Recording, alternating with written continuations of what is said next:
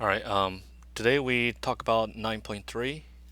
I know this is not ideal, but gradient system.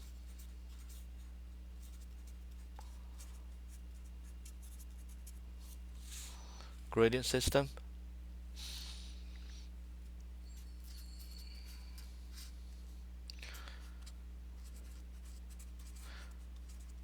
A gradient system in R2 is a special type of a system that has certain structures, okay? R2 is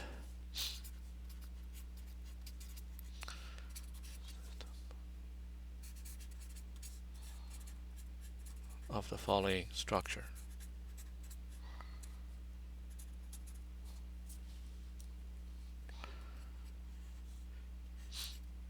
So we have an equation for x and an equation for y. And there is a function v so that the right side of x is partial derivative with respect to x. The right side is partial derivative with respect to y. So here a function is infinity times differentiable. C infinity function v, which is a two variable function and its real value.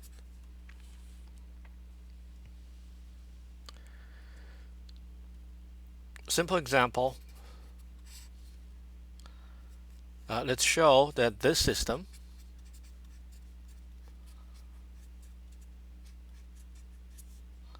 is a gradient system.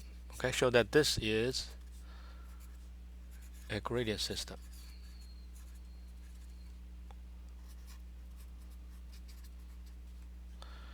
So we just need to come up with a function v. So which function we do the partial derivative, you get 2x, x minus 1 to x minus 1, and do partial derivative with respect to y, you get 2y. That's not too hard to come up with. Differentiate this guy, you get 2x, x minus 1, 2x minus 1, and plus y squared. Okay? So what kind of a property? What kind of property does gradient system has?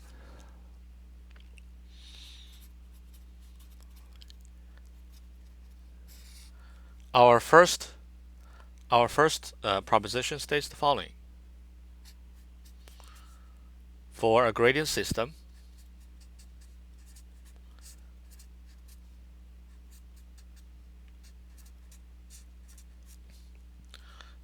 let's show that the derivative of phi with respect to time t, okay, the time derivative is always less or equal to 0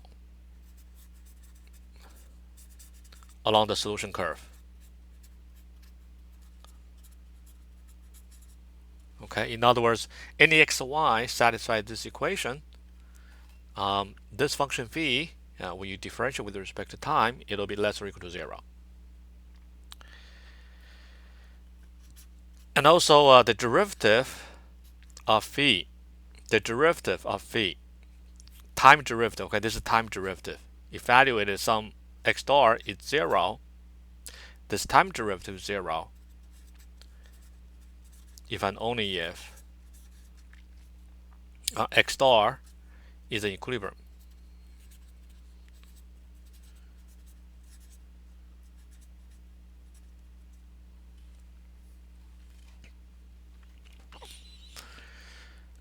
So for a gradient system, to find a equilibrium, that's actually where phi prime is 0, and moreover dv dt is always non-positive along the solution curve.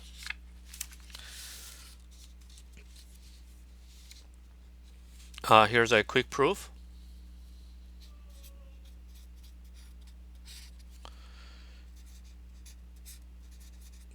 dv dt. So the chain rule here, okay, times by dx dt, and dv dy times by dy dt. Along the solution curve, dx dt satisfy this equation here. In other words, it's negative dv dx. And dy dt is negative dv dy. So this is actually negative dv dx squared, okay? And this is not second derivative, it's just squared. Which is indeed less or equal to 0. Moreover, phi prime equal to 0 at x star if and only if those two components are 0. Okay, this is equivalent to say partial derivative of phi with respect to x at x star equal to dv dy at x star. Those two terms has to be 0 at x star. But if those two terms are 0 at x star, that means the right side equal to 0 at x star. That means this is a equilibrium, okay? And that means x star is equilibrium.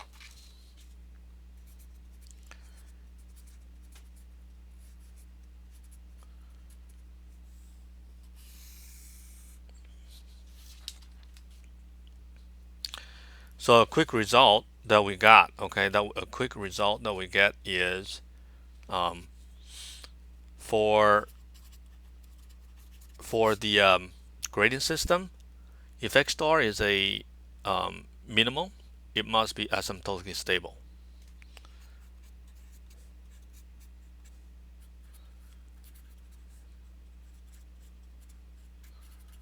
Isolated minimum of phi.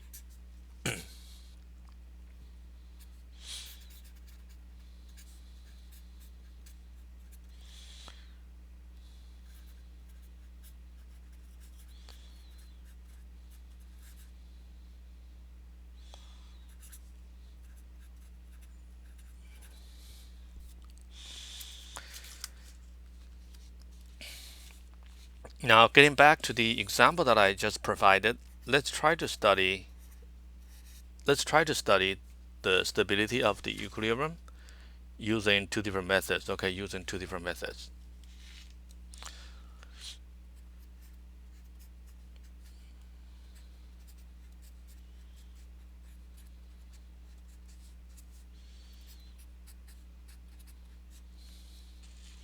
As I just said, this function is a gradient system, and the function v was given by this. Okay, just something to keep in mind for now. And we can easily identify the equilibrium points.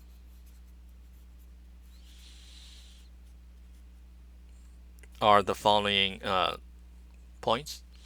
Setting this guy equal to 0, setting this guy equal to 0, we get 0, 0. And also x equal to 1, y 0. And also 1/2, and 0. So method number 1 is just do the linearization at the equilibrium points. So method number 1 is consider the Jacobian matrix at 0, 0, which, by the way, you can easily do partial derivative here with respect to x and then with respect to y, and plug in 0, 0, okay? So for those who don't see this right away, go ahead, actually write down the Jacobian matrix here, plug in 0, 0. And we can easily identify the origin is actually a sink. There are two eigenvalues. They're both -2. Okay, it's a sink. Jacobian matrix is 1, 1, 0 is -2, 0, 0, -2. So this is also a sink. Jacobian matrix at 1/2, 0. It is 1, 0, 0, -2. So one eigenvalue is 1, the other one is -2, which make this one a saddle point. Saddle point. Okay. So now that we know 0, 0 is a sink, 1, 0 is a sink, 1/2, 0 is a saddle. we can actually make a quick sketch of the face portrait. Okay, we can make a sketch of the face portrait.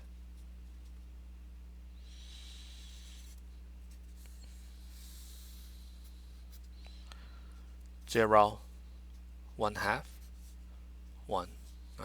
It turns out the face portraits near those equilibrium points. So these are all equilibrium points. Look like this.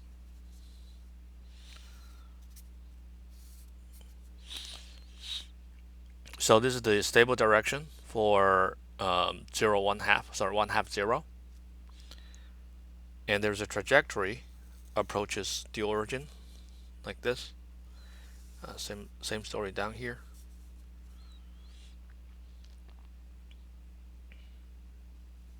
One 0 is stable.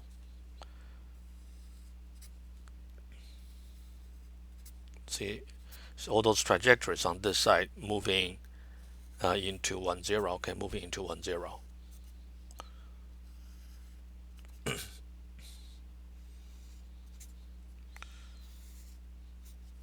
Alright, so you can use online apps to actually sketch the face portrait for the system, but that's how it looks. That's a sink, a saddle, a sink. Sink, saddle, sink. So that's the first method, which works out okay. Linearization, all right, linearization. Next, let's consider the function phi that we had. So method number 2.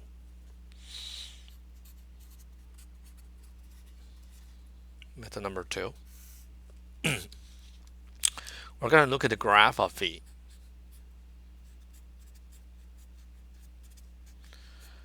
Many of you can see this guy is always greater to 0. This guy has a local minimum at 0, 0 and 1, 0, and also 1, 0. So if you try to plot the graph of this, here's how it roughly look like.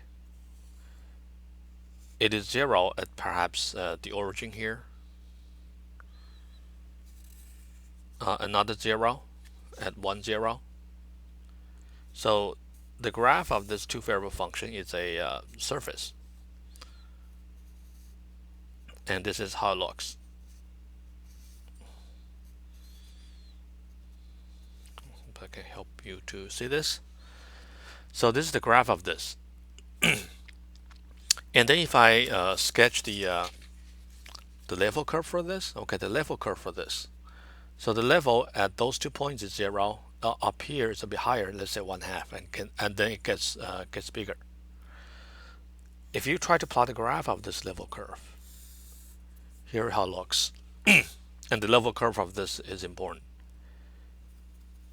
That's the 0, 0, that's the minimum here.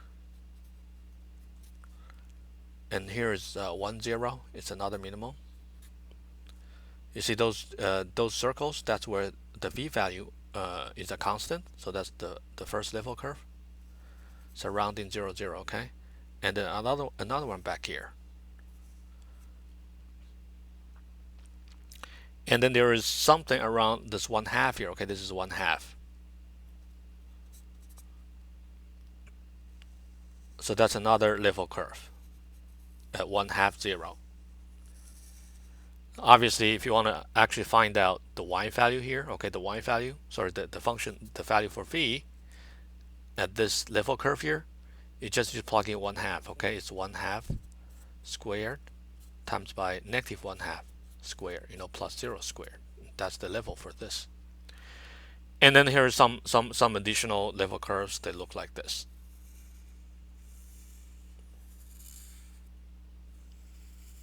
All right, so let me remind you, this is not a face portrait. This is the level curves. Okay, this is the level curves.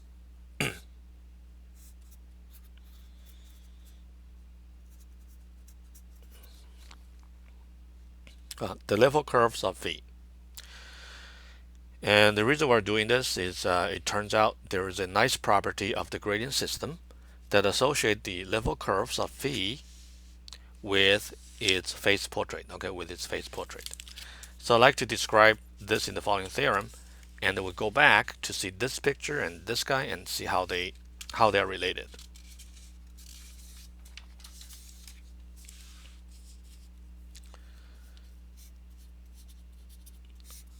Any gradient system that is a system that shares a same structure, they have the following properties. Okay, so here's the properties of gradient system.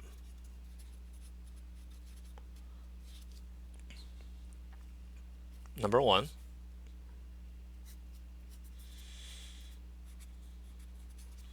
the phase portrait. Okay, the phase portrait that I showed you is always perpendicular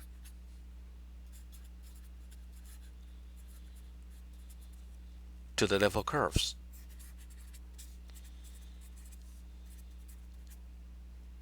To the level curves. And I will show you what I mean. Number two,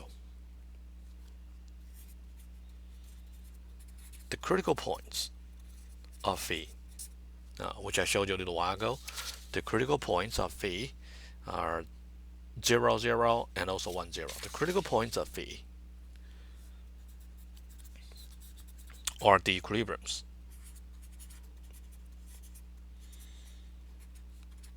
of the system.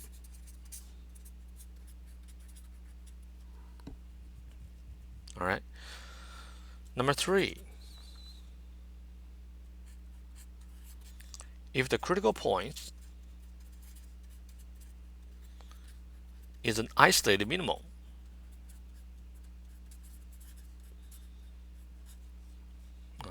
which in our previous case, those two critical points, those are isolated minimum here. Okay, not 1/2 though. Okay, not 1/2 though. If it is an isolated minimum, then it is asymptotically stable.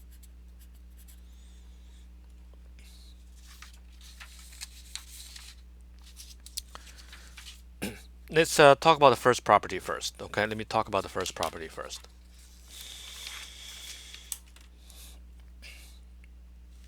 Let's try to recall how does the level curves look like again.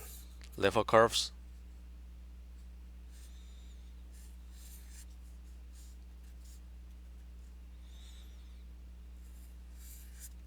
There's a 1/2 here.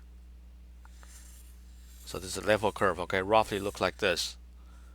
And there's a higher level out here. And now let's look at the phase portrait that we sketched earlier. The phase portrait that we had looked like this.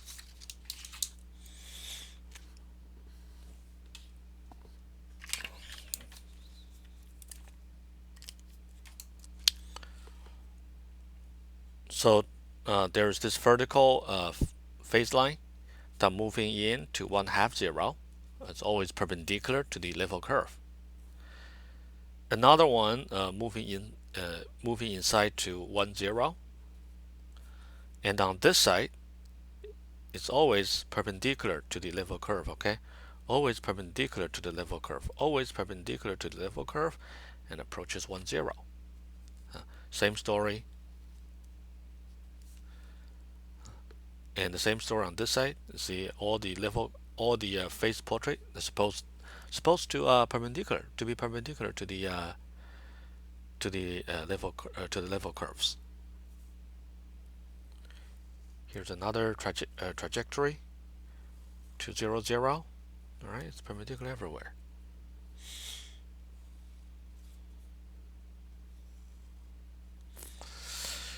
Now, for those who are wondering why that is the case, let's pick this point for example. Let's pick this a random point for example. Let's take a look at the let's take a look at the directional vector.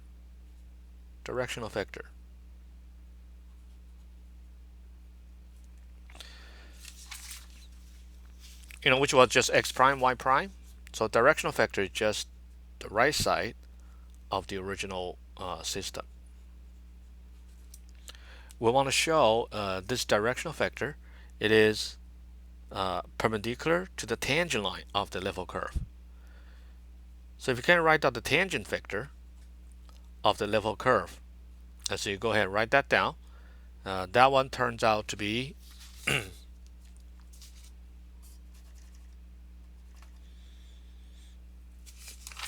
That one turns out to be the following. Let's see.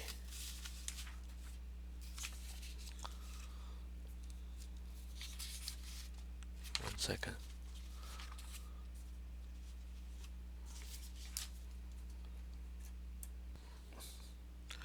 The tangent vector is actually given by this: dv dy negative dv dx. Okay. For those who are wondering why that is the case, you can actually set phi xy equal to some constant c. You can differentiate this with respect to x. Okay, with respect to x. Now you will be able to find out dy dx. Anyway, when you do the dot product between directional vector and tangent vector, the dot product between those two vectors,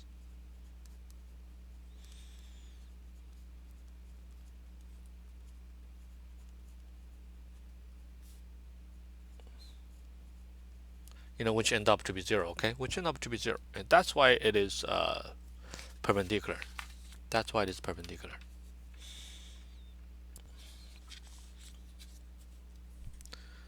Next property is about the omega limit set and alpha limit set for a gradient system.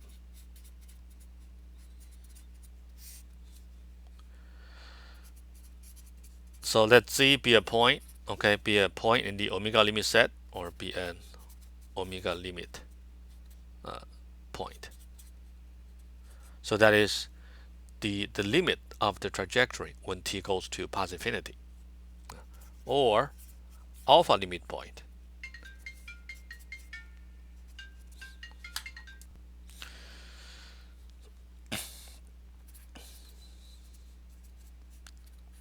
Of a solution to a gradient system.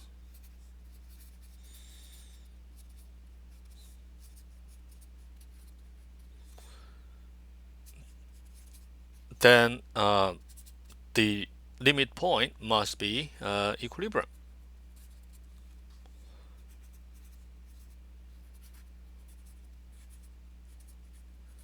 So you won't be like a limit cycle or anything, okay? I know we didn't talk about limit cycle, but the thing is the omega limit set and alpha limit set of a gradient system has to be in equilibrium. If we go back to the previous problem, the previous example, if you see, if you take this as the one of the solution, the omega limit set for this one will be 0, 0.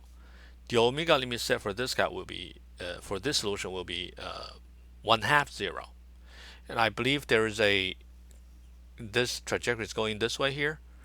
So for this solution curve, this is the alpha limit set because it's going backwards in time.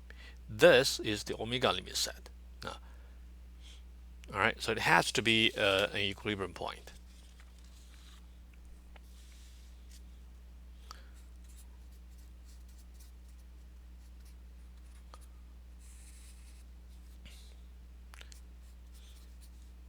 It turns out for a gradient system,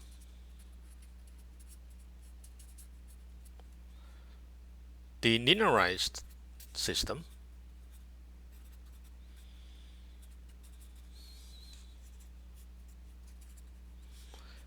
at any equilibrium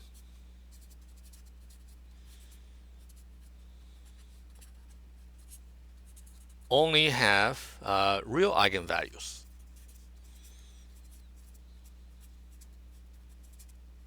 Only have real eigenvalues. Once again, going back to the previous example, you see the Jacobian matrix. So the linearized system, all those eigenvalues, it's -2, -2, and -1 and -2. So these are all real.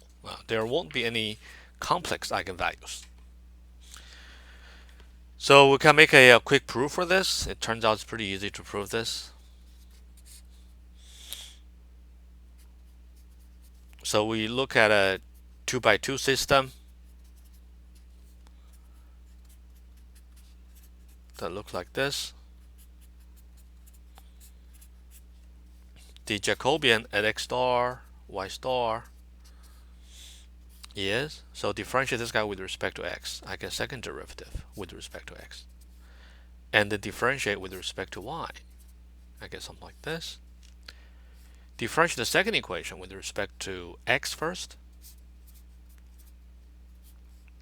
I get this mixed derivative, and then with respect to y. And then we're going to evaluate this matrix at x star, y star. So in the end, we get a matrix that looks like this. So that's one number. That's not necessarily negative, obviously. And down here we get another number. But those two numbers, from what we learned in Calc 3, those two numbers are always the same. It's B and B. So now we can calculate the determinant of the following matrix, lambda I minus j, which is lambda minus a, negative b, lambda minus c.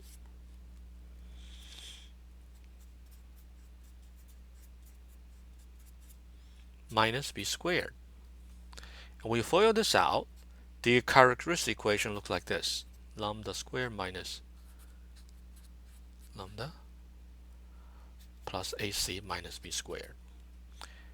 So we want to say that the solution to this is all real. By look at the discriminant for ac minus b squared. You can easily verify this turns out to be a minus c squared plus 4b squared.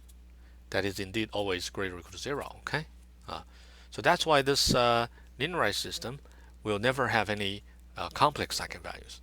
So for gradient system, you will only be looking at a nodal sink, nodal source. You will not see a spiral source or a spiral sink. Yeah. And this ends the discussion for gradient system. Obviously, you can find out a bit more about the system, and in the textbook there are some practice problems you can check out as well.